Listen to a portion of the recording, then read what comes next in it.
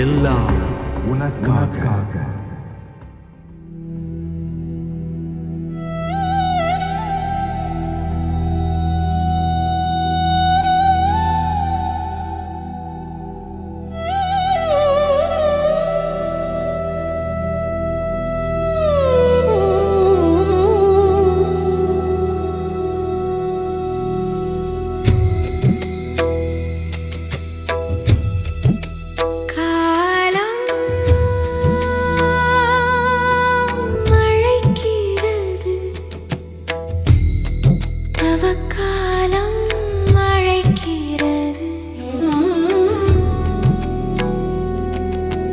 மன்னக வாழ்வின் உன்னதமுணரு, விண்ணக வாழ்வை மண்ணிலும் கொணர. மன்னக வாழ்வின் உன்னதமுணரு, விண்ணக வாழ்வை மண்ணிலும் கொணர. மண்ணாயிருக்கும் நாம் மண்ணுக்கு திரும்பும்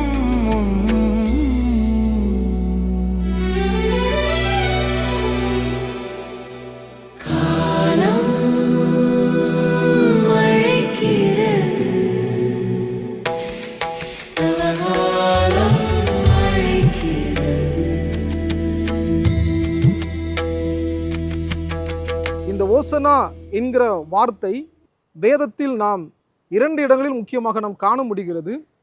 ஒன்று, பழைய ஏற்பாட்டில் நாம் சங்கீதத்தில் பார்க்கும் பொழுது 118வது சங்கீதத்தின் 25, 26வது வசனத்திலும், இரண்டாவது மத்தேயு, மார்க்கு, லூக்கா, யோவான் எழுதின நற்செய்தி நூல்களிலும் காண முடிகிறது.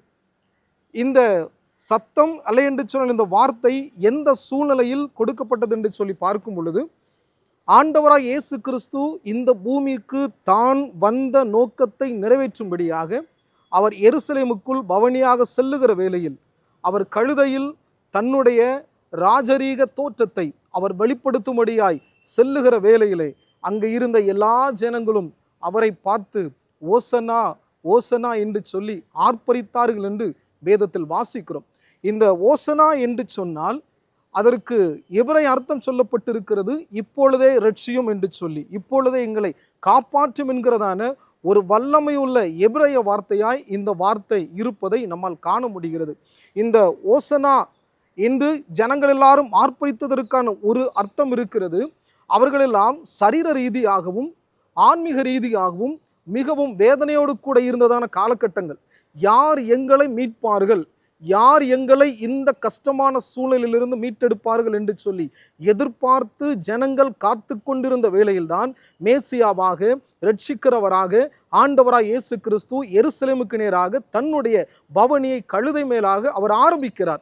வரும்பொழுதுதான் எங்களை இரட்சிக்கிறவர், எங்களை மீட்கிறவர், எங்களை காப்பாற்றுகிறவர் வந்துவிட்டார் என்று சொல்லி அவர்கள் அடையாளமாக எடுத்துரைக்கும்படியாக ஓசனா என்று சொல்லி ஆர்ப்பரிக்கிறார்கள். இதே வார்த்தை தான் சங்கீதத்திலும் சொல்லப்பட்டிருக்கிறது.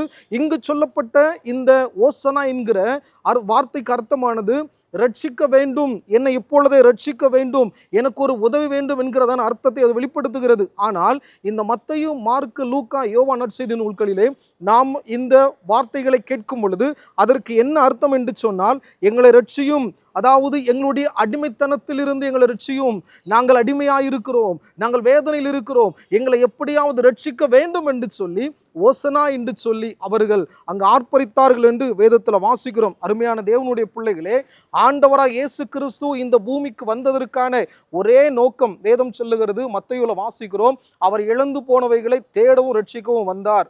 அவருடைய நோக்கம் இந்த உலகத்தை ஆள வேண்டும் என்பது அல்ல. அவருடைய நோக்கம் இந்த உலகத்தில் நான் ராஜாவாக இருக்க வேண்டும் என்பது அல்ல.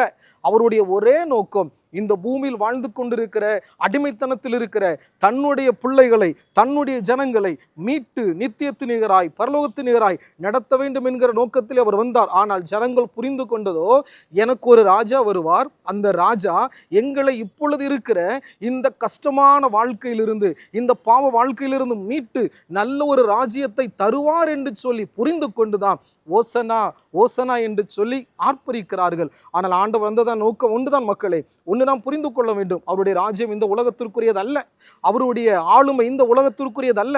உங்களையும் என்னையும் பரிசுத்தப்படுத்தி பாவத்தின் அடிமைத்தனத்திலிருந்து மீட்டு நம்மை பரலோகம் கொண்டு செல்வதுதான் ஆண்டவராக இயேசு கிறிஸ்துவினுடைய நோக்கமாய் இருக்கிறது. ஆகவே தான் அவர் இந்த பூமிக்கு வரும் பொழுது அநேக அடையாளங்களை அவர் செய்தார். 38 வருடம் வியாதியோடு கூட இருந்த மனுஷனை பெதஸ்தா குளக்கரையில தேடி போய் அவர் சுகத்தை கொடுத்தார். 12 வருடமாய் வேதனையோடு ஸ்தோத்திரம் இரத்தப்போக்கோடு இருந்த ஒரு அருமையான தாயாரை அவர் சுகப்படுத்தினார். மரித்து போய் சமாதானம் இல்லாம வேதனையோடு இருந்த ஸ்தோத்திரம் தன்னுடைய சகோதரனுக்காய் வேதனையோடு அழுது கொண்டிருந்த மார்த்தாளையும் மரியாளையும் இயேசு கிறிஸ்து தேடி போய் அவர்களுக்கு சமாதானத்தை கொடுத்தார்.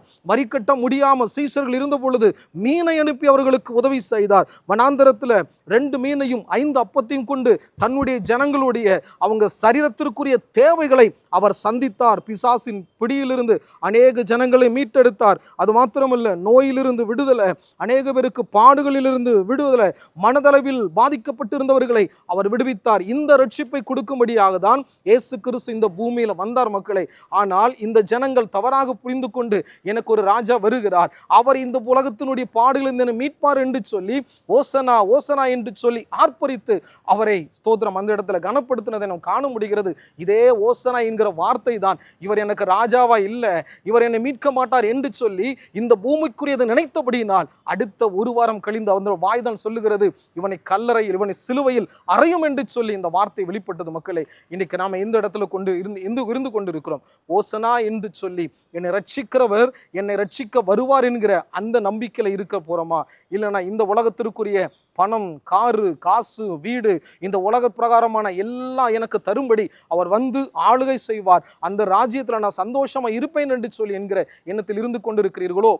சிந்தித்து பார்க்க வேண்டியது தவ காலங்களில ஆண்டவராய் இயேசு கிறிஸ்துவுக்கு உண்மையாய் காத்திருந்து ஓசனா எங்களை ரட்சியும் ஆண்டவரே என்று சொல்லி கேட்கும் பொழுது இன்னைக்கு நான் சொல்லுகிறேன், பாவத்திலிருந்து விடுதலை கொடுப்பார், சாபத்திலிருந்து விடுதலை கொடுப்பார், தீராத வியாதிகளிலிருந்து விடுதலை கொடுப்பார்.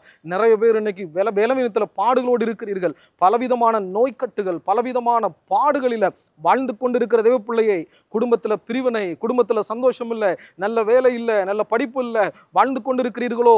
ஸ்தோத்திரம், இன்னைக்கு அப்படிப்பட்ட பாவத்தின் அடிமைத்தனத்திலிருந்து மீட்கும்படியாய் ஒரு ராஜா வருகிறார். ஓசனா என்று சொல்லி ஆர்ப்பரித்து அவரை கனப்படுத்தி ஸ்தோத்திரம் அவருக்குள்ளாக இந்த 40 நாட்களும் உபவாசித்து ஜெபித்து ஆண்டவரே என்னை ரட்சியும் ஆண்டவரே என்று சொல்லி கேட்போம் என்று சொன்னால் நிச்சயமான மீட்பு இந்த வருடம் இந்த 40 நாட்களில் கர்த்தர் உங்களுக்கு தருவார்.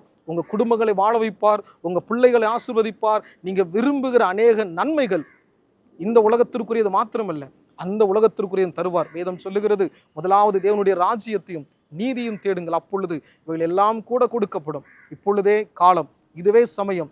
ஓசனா என்று சொல்லி ஆர்ப்பரித்து அந்த இரட்சகரை, அந்த ரட்சிப்பை பெற்றுக்கொள்ள ஆயத்தமா?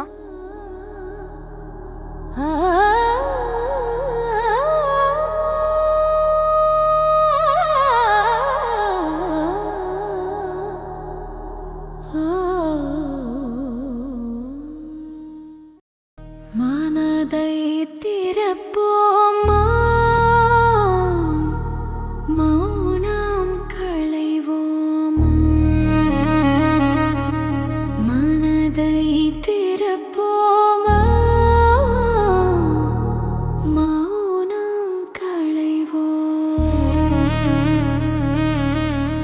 சிந்தனை சொல் செயல் நித்தமும் சோதித்து அவர் நிந்தனை பாடுகள் உள்ளத்தில் தியானித்து இறையோடும் பிறரோடும் ஒப்புரவாகிட திரும்பி வருவோமா, திரும்பி வருவோமா, திரும்பி வருவோம் நாம், திரும்பி வருவோம்.